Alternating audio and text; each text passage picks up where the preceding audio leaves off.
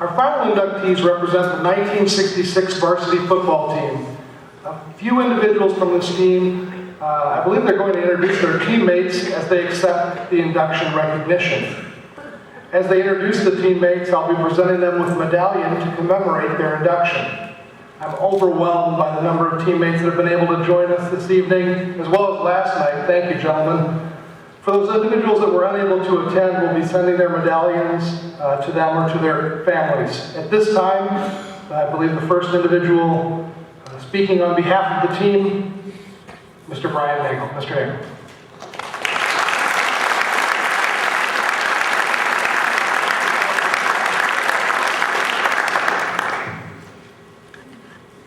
Well, I think the other speaker this evening on behalf of our team is Bob Burns.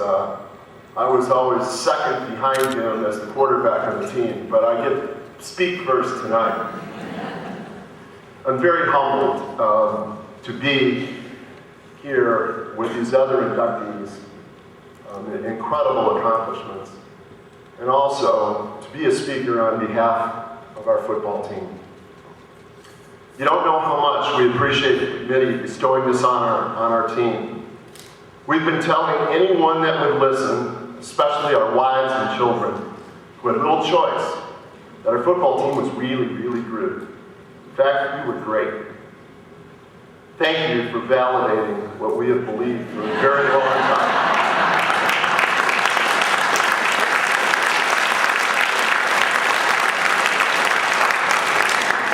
I'm an attorney by profession, not one of those slick-talking litigators, but just a simple paper pusher. Yet all attorneys are really just professional plagiarizers. So in putting together a memory book for our team, I had the pleasure the past couple of weeks to review the thoughts from many of the teammates who shared with me. And I'd like to share some of those perspectives and offer a few of my own. I believe the genesis for our remarkable 66 season actually began the previous fall, when we faced Rochelle and they brought their 35-game win streak to King Field. Not a word was spoken between classes all day, but at the pep rally on Friday afternoon, the stomping and chanting of "Stop Their Drive at 35" and Coach Novak's declaration, which I don't believe he had ever done before, that we would win, absolutely raised the roof. We did stop their drive that evening by a 14-7 score, and from that game on, we truly believed that we were unbeatable. I have to say I had a very small contribution in that game. Rochelle's all-state fullback, who was a classmate of Bob's at University of Illinois for 4 years, got through the line, and I was the only one left between him and the goal. Somehow, I got in front of him and endeavored to make the tackle, but he completely bowled me over. Fortunately, he slipped as he was stepping on my chest. And more fortunately, he tripped on my face mask, thus saving that touchdown. I'd like to introduce the players for our unbelievable football team. Bill Bernardoni was a lineman. Bill works in insurance and financial services in Ottawa. And his most memorable experience was from that Rochelle game, actually, when we were juniors and Bill was a sophomore. And he said the absolute incredible energy that resonated when the varsity took the field against Rochelle, that Rochelle team in their 35-game win streak.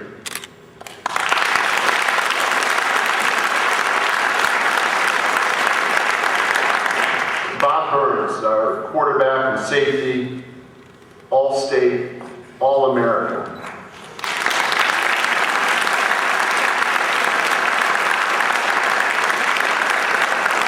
Bob played his last college football game in Illinois against Iowa and against another one of our high school teammates, Ken Herington. Bob's lived in Park City since college, coached many championship football teams in Utah during his 18 years of coaching, and he was named Coach of the Year by numerous peer groups. Joel Cechowicz was a running back who now practices dentistry in Ottawa.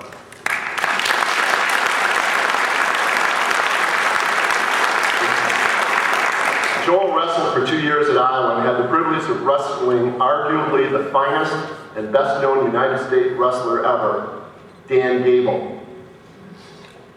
I asked Joel how long he lasted last night, but I don't remember. Fred Crisler, running back and defensive back. He played football.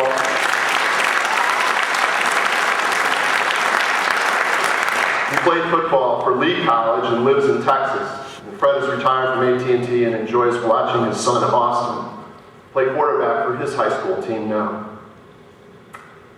Alan Dooley, lineman.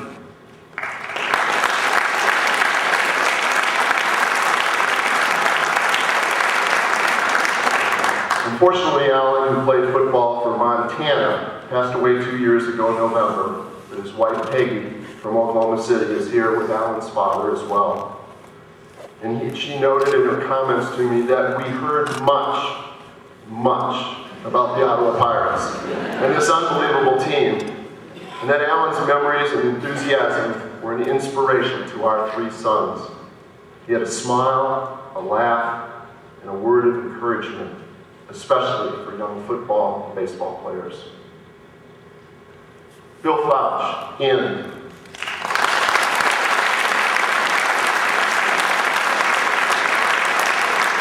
Bill played football at Valparaiso University. He's now retired and living in Maryland. Bill noted that the strong bonds of friendship developed as a Pirate have never been forgotten. I recall Bill getting his bell rung in the Marquette game, our last game of the year. I ushered him most of the way to the bench because he couldn't find it. And then in the next play, typical of his intensity, he's back in the huddle. Still not knowing where he was. Until he finally got ushered off the field once and for all. Bill Goodin, running back.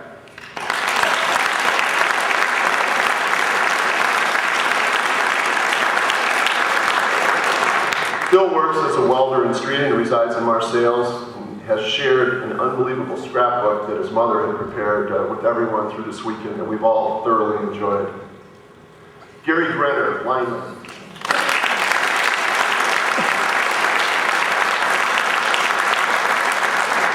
Gary played football for Joliet Junior College before graduating from Northern Illinois University. He works in the Silicon Valley and is group president for his company's operations in Europe, the Middle East, and Africa. Gary recalled an incident that I also vividly remembered from the Rochelle game our senior year. It was late in the game and we were whooping on the hubs like we did everyone else that year. And the referee came into our defensive huddle and said, "Boys, you are the best team I've ever seen, but you swear way too much." Jeff Hale was our fullback and linebacker in All-State. He played football at Southern Illinois University, lives in Texas, is president of his local electrical union. Unfortunately, Jeff could not be with us because of his illness of his wife. But in his comments, he recalls the 4-play blitzkrieg from the Streeter game. As we were going in for a touchdown, Jeff got flagged for something that I'm certain he didn't do. Coach Novak came onto the field to protest and got another 15-yard penalty. And when he asked to have some friendly conversation with the officials, the referee threw another flag. The offense did not take kindly to this littering of laundry. Commenced a 4-play drive that was interspersed with sprints to the huddle, sprints to the line, and exclamations from the Streeter lineman, "Oh my God, here they come again." No time for plays to be sent in, no need, just the same fullback sweep for 10+ yards of crack and a touchdown for Jeff. Ken Herington, a lineman, he played football at the University of Iowa and owns an antique business in Iowa. He was unable to be here as he's taking his daughter, who is also a scholarship athlete, back to college this weekend. Stan Kranov, lineman and linebacker.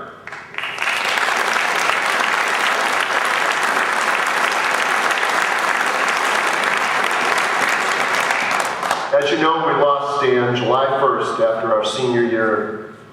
Stan earned a football scholarship to Lee College. His brother John, who accepted the medallion, and his father are here this evening. And in his comments, John noted the saying that his parents kept on their refrigerator. I will always cry sometimes because I miss him, but I will always laugh sometimes because I knew him. I remember Stan for his intense love of the game. In our famous and probably most memorable game with the third-ranked LaSalle Peru, the coach for LP had said, Ottawa's a good team, but they don't hit very hard. Well, before we went out on the field, Coach Novak reminded us of the quote and told us, every time you tackle them, I want you to ask them, do we hit hard? Well, we won the game 48-0, and late in the game, Stan tackled their 6'4" fullback, and of course looked him straight in the eye and asked, do we hit hard? He got up, put his tail between his legs, and I still remember to go, Stan, you're my hero. And I can say that Stan was certainly a hero to all of us as well. Ernie Matthews, running back. Ernie played football at Southern Illinois University and has had a career coaching and refereeing in Florida, and officiated a number of state championship football games at Swamp at the University of Florida. And he's not here this evening because he was being inducted into the Florida Officials Hall of Fame tonight as well.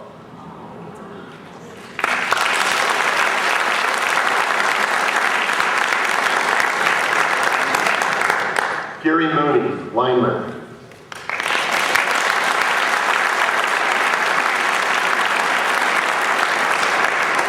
Gary graduated from Brien and has lived in Ottawa and worked at Libby Owens for the last 35 years. Just hard for him to keep a job, I guess. Paul Muus, center.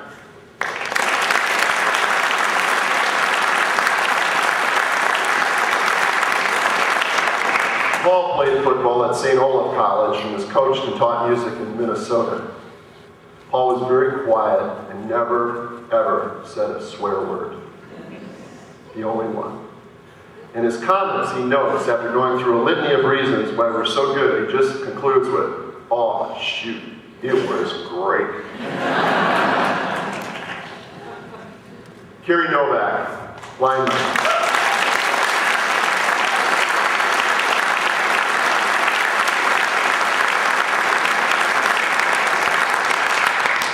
Kerry played football at Carroll College and graduated from St. Francis University. And as he noted, he did not graduate magna or summa cum laude, but as his parents said, he graduated thank the laude.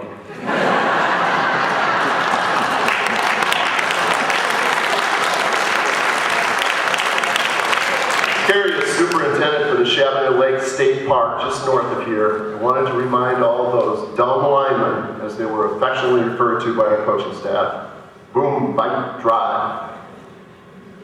Randy Olson, in.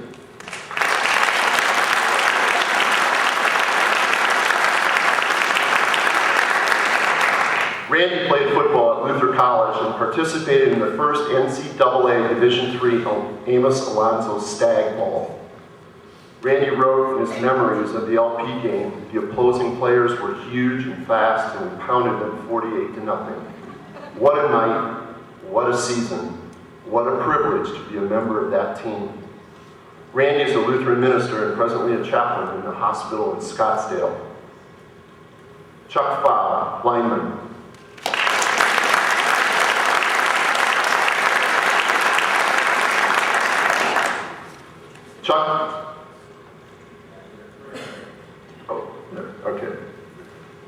Chuck played football at Columbia University, and he includes his gigs as parks manager, penthouse gardener, teacher, and author. Go figure. And lives in Rosemont. And he notes his best career move is leaving the farm after OHS, but inheriting the farm is priceless. And for his words of wisdom, to play football, one has to be smart enough to understand the game and dumb enough to think it's important. And for a short time, in a small community, we believe just that. Larry Pike, lineman.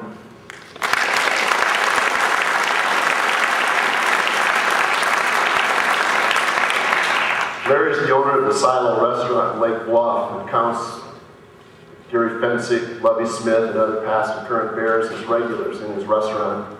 I'm sure Larry will be passing out some free coupons for his restaurant this evening. Dick Pope, lineman. As you may know, Dick passed away just this past November, but not until after he learned of this wonderful honor. Dick also played football in college, ultimately received his PhD from North Carolina and was a professor at Auburn University. In Dick's email to me, he offered the following: be who you are and say what you feel, because those that matter don't mind, and those that mind don't matter. Ken Poutre was a lineman. We believe he lives in Aurora. We were unable to communicate with him. Mick Rowe, lineman.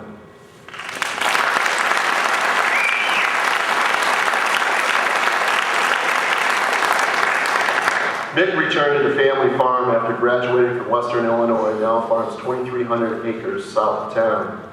He's a true green thumb, using ethanol and biodiesel and now constructing a 400-foot windmill.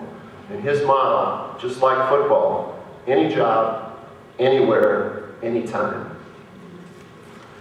Gaylon Ray, running back and quarterback.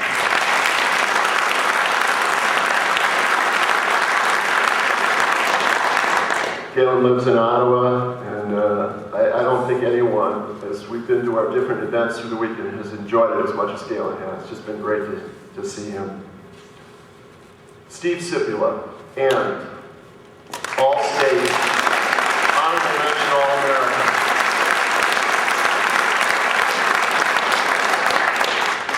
As you know, Steve also left us on that fateful July 1st after we graduated, way too soon. Steve had a full scholarship to play at Valparaiso after deciding against playing at Purdue. His sister Tina wrote, I was disappointed that Steve's tombstone had only his athletic accomplishments and state records, but soon realized that is all that could be recorded in stone, or on reels, or on score sheets, or in trophy cases. But what is embedded in our hearts and in our tender memories is a young man who was kind, was quick to smile, was surrounded with good friends, and then added, was honest. Noting the time Steve called home to tell his mother, I'm going to be a little late tonight because Susie and I are going necking in the cemetery. That's the Steve I remember. Ron Sohn, in.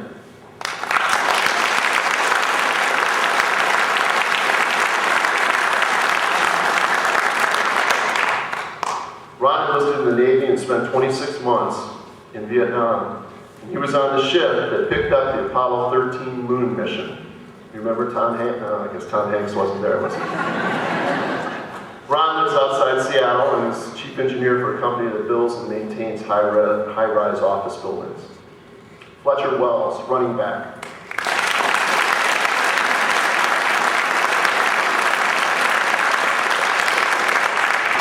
Fletcher resides in Ottawa and has worked with the city of Ottawa for 35 years. Another one of those people who just have trouble keeping a job. Chuck Willett, lineman. Chuck lives in Montana and could not be with us. But he wrote, as a team and as individuals, our Ottawa Pirates learned what it took to win, and win big. Though more than once, we ended up working almost as hard to keep from running up the score. Standing on the sidelines, which he said he did a lot, he had two vivid memories.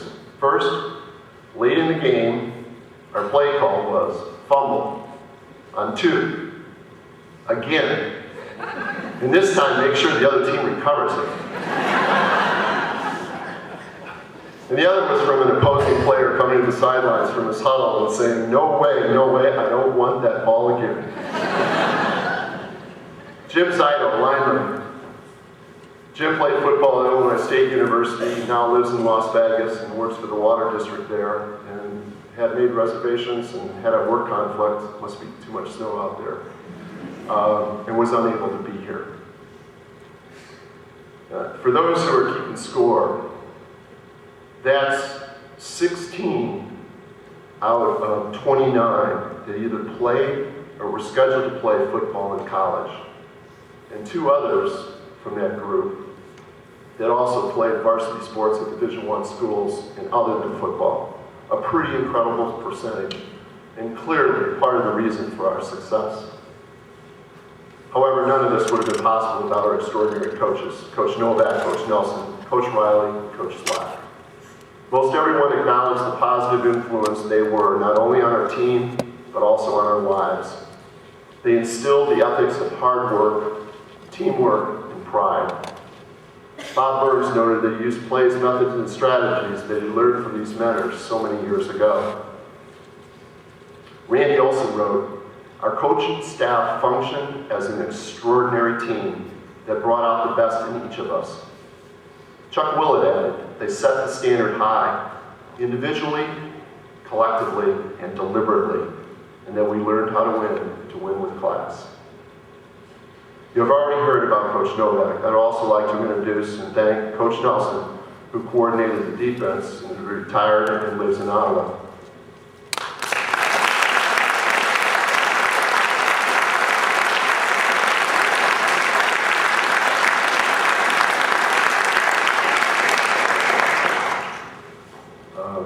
Coach Riley was our offensive coordinator, and as you well know, passed away some years ago as well.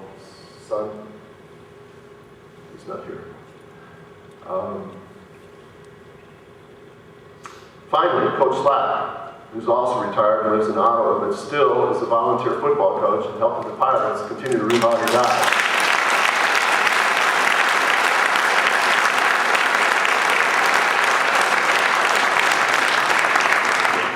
I would also like to recognize our managers, Bob Reesberg, Jim Wigapole, and Don Woodger, Larry Goodin, who passed away. And our biggest fan and most loyal booster and recent recipient of the Lifetime OHS Booster Award, Ron Weaver, who is here.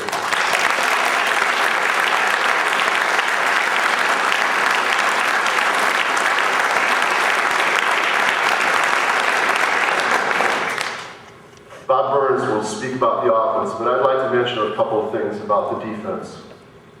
I had the honor to be able to call defensive signals for the defense, and that's about all that I did.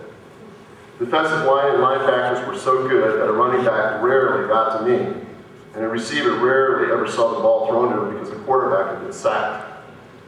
We had not given up a score of any kind until the third quarter of our final game. Somehow the Marquette quarterback avoided a sack and threw down the middle. I looked over and saw Burns and Crisler surrounding this little receiver, and somehow, some way, our guys bumped, and surprisingly, and I think especially to the Marquette receiver, the ball ended up in his hands. Though we won the game, dominated the statistics, and completed an undefeated season, we were devastated to give up that touchdown. The next day in the papers, John Cechowicz, the long-standing and extraordinarily well-respected Marquette coach, put it all in perspective. He stated, "I feel this Ottawa team is the greatest club I have ever matched heads with or have ever seen play in high school. I've said this time and again, and I want to say it again. This is the finest high school team I have ever seen." I think John Cechowicz, that referee in the Rochelle game, didn't like our language, and his Hall of Fame committee got it right. With apologies to Paul Muus, we were damn good.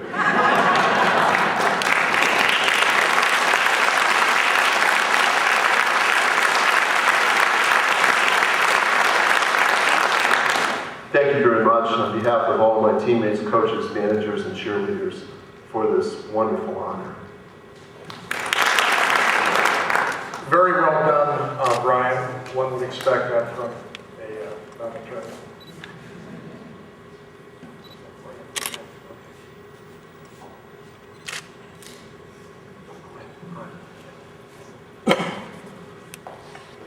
The attorney who misses a very, very important person, and that is Brien Neilsen.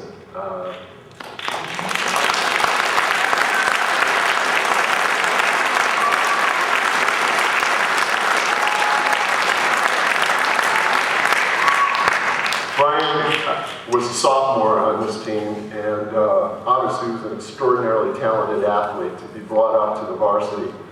He made great contributions to it. The next 2 years, he was a leading rusher for the Pirates and had all kinds of individual honors as he became a senior.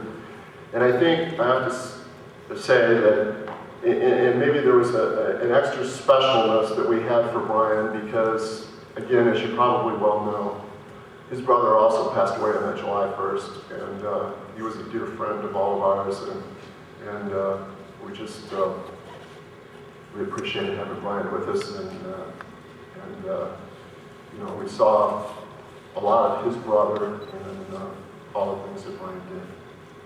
So I apologize for missing that the first time. But he bumped into me getting introduced last night, so.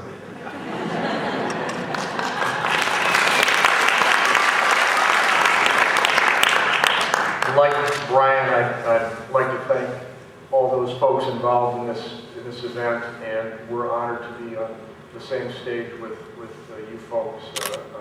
It's a tremendous honor to us. We'd also like to mention how Bill Novak did a tremendous job of getting the entire school together, and the efforts of the cheerleaders, the student body, the teachers, the faculty, just fabulous for us. Our team was a little bit different than some of the other teams. We had a little bit of diversity. We had a choir boy at center, and we had a guy who drove a chopped Harley at end, and I think that worked to our benefit. The offense can be characterized by its talent, athleticism, diversity, and its ability to score points rapidly. Although starters were listed at each position, everybody played. And what would happen, we would be so far ahead. In one game, we had second team and third team players in the second quarter, and that was the game where the play came in where fumble onto, that was the first play. The second play was fumble onto and don't recover this time. A great staff, and a great staff that did an excellent job. We had talented people. I'd like to say just a brief word about each of the seniors, because I think, having coached for many years, the seniors are the heart of the team. The juniors and sophomores, they need to be congratulated because they're carried on the heritage of Ottawa football. They went undefeated the next year. The 1968 homecoming queen, 67 homecoming queen is here tonight, Becky Grove. She married, was fortunate enough, I was fortunate enough, let me rephrase that. I've already gotten in trouble once today, so. But I'd like to start with Bill Goodin. And Bill, if you could stand up. And as you notice, are you standing up, Bill? Bill was one of the smallest players, but he had the biggest heart and always driving forward. Rowe, great practice player, special teams player. His jokes kept the linemen laughing during the boom, bite, and drive drill, which only the linemen understand. Gaylon, a talented athlete who made the most of his opportunities, great tackler and a great runner in his own right. And what Brien and I would do when we had tackling practice, we would always work it so Gaylon would be in line to tackle Jeff Hale, because neither Brien and I wanted to do that. Sohn, good hands and a great hustler, got a touchdown pass against Hale. Muus, not one bad snap the whole year. Anybody who watched football, that doesn't happen. High school, college, pros, not one bad snap the whole year. Bill Foutch, multi-talented and hard-nosed, great defender, punted well. His injury, as Brien mentioned at Marquette, really dampened our focus. Nagle, 3 points, 3 sports star, great pitcher, defensive signal caller, had the best arm in the squad. Dick Pope, as Brien mentioned, unfortunately passed away, but he was the biggest player on the squad, made the starters better by challenging them every day. Kerry, Novak, unique situation, coach's son. Tremendous pressure on him, and he took...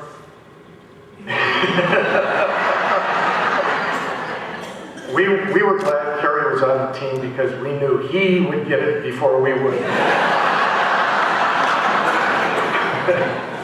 Fred Crisler. Fred could do anything on the field, and he had the confidence to try. If returns were included in total yardage, he probably would have the most yards of anybody. Steve Sipula, best athlete in the team. 14-4 in hurdles, MVP. In basketball, caught every ball. Still has records in pass receptions. Jeff Hale was the best football player on the team. Chuck Pfau, Columbia bound, best lineman. Great basketball player. Stan Kranov, smallest lineman, the toughest. Wouldn't back down from anybody. A great fan. As I mentioned earlier, I was honored to be a part of this team. I have memories that I visit daily. A humble thank you for me. Root Hogger Down. Ladies and gentlemen, the 2008 Hall of Fame inductees.